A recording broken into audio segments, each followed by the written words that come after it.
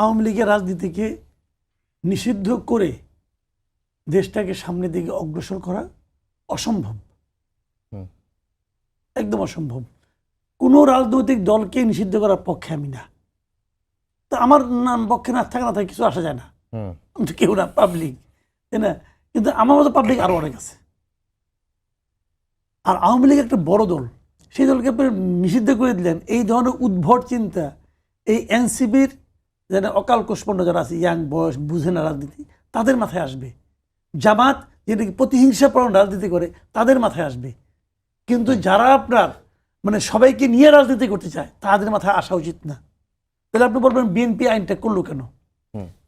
BNP তো আইনটাই করছে, আগে অধ্যাদেশ করুক আর যাই করুক, বিএনপি তো আইন বানাইছে রে ভাই, দায় কিন্তু বিএনপির।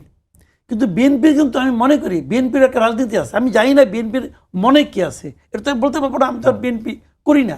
কিন্তু আমি আমার কমন সেন্স দিয়ে যে জিনিসটা বুঝি সেটা হলো, বিএনপিও কিন্তু এখন দেন হাইপোথেটিক্যাল ধরেন, বিএনপি যদি এই আইনটা মানে অধ্যাদেশ থেকে আইন না বানাইতো, তাহলে বিএনপির কিন্তু বেকাতে ফেলাই যেত জামাত আর এনসিপি। হই চই চিল্লাপাল্লা করে, ওই যে তাদের একটা স্লোগান আছে যে নৌকার ধানের শীষ একই সাপের 2 বিষ, নাকি 2 সাপের 1 বিষ, একই কথা। ওই লাইনে কিন্তু তারা আন্দোলন আরম্ভ করে যেত, ফ্যাসিবাদের দোসর, হ্যাঁ ফ্যাসিবাদের দোসর এর বলতো। বিএনপি কিন্তু খুব, আমি বিবেচনা করি, খুবই মানে আপনার বুদ্ধিমত্তার সঙ্গে একটা পদ্ধতি নিছে। পদ্ধতিটা হলো, যা অধ্যাদেশ আছে পাশ করছে, অধ্যাদেশটা কি আছে যে যতদিন তাদের বিচার না হবে ততদিন তাদের রাজনৈতিক কর্মকাণ্ড স্থগিত থাকবে। ঠিক, বিচারটা একদিন হবে।